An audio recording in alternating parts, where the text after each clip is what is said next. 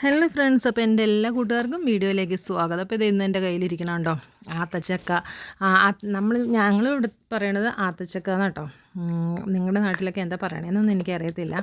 പിന്നെ ഇതിൻ്റെ ഇംഗ്ലീഷ് പേര് കസ്റ്റാർഡ് ആപ്പിൾ എന്നൊക്കെ പറയും.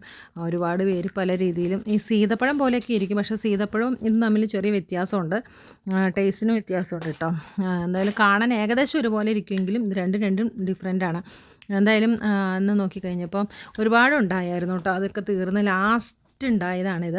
അപ്പോൾ അതിനകത്ത് 2 ഉണ്ടായിരുന്നു. അതിൽ ഒരെണ്ണം നന്നായിട്ട് വിളഞ്ഞെടുക്കുക. അന്ന് ഇന്നൊന്ന് പറിച്ചെടുത്തേക്കാം. ഇനി അത് കിളികൾക്ക് കൊടുക്കേണ്ട ലാസ്റ്റായിട്ടുള്ളതല്ലേ. അപ്പോൾ കുറേ കിളികളൊക്കെ തിന്നു. അപ്പോൾ ലാസ്റ്റ് ഉള്ളത് നമ്മളത് ഒരെണ്ണം പറിച്ചെടുത്തു. ഇത് കണ്ടോ, നല്ല വിളഞ്ഞ് നല്ല പാകമായിട്ട് നിൽക്കും. അപ്പോൾ നാളത്തേക്ക് ഇത് പഴുത്ത് വരും കേട്ടോ. അപ്പോൾ അത് ഇന്ന് അത് പഴുത്തിട്ടുണ്ട്. ഇനി നമുക്കതൊന്ന് പൊക്കി നോക്കാം കേട്ടോ. അപ്പോൾ അതിൻ്റെ ഇത് പിടിച്ചിങ്ങനെ പൊക്കിയപ്പോഴത്തേനും അതിൻ്റെ ഞെട്ടേ പിടിച്ച് പൊക്കിയപ്പോഴത്തേനും അതിൻ്റെ കൂഞ്ഞിലിങ്ങ് വിട്ടു പോന്നു കേട്ടോ. ഇതുപോലെ നമ്മൾ കൂഴച്ചക്കപ്പഴമൊക്കെ പണ്ട് ഇങ്ങനെ കഴിക്കുമ്പോൾ നമ്മളിങ്ങനെ പൊളിച്ച് കഴിയുമ്പോഴത്തേക്കും ഉണ്ടല്ലോ അതിൻ്റെ കൂഞ്ഞിലിങ്ങ് പൊക്കി എടുക്കുമ്പോൾ അങ്ങ് പോരില്ല. അതുപോലെ ഇരുന്നു. അടിപൊളി ടേസ്റ്റ് കേട്ടോ. നല്ല ഫ്രൂട്ടാണിത്.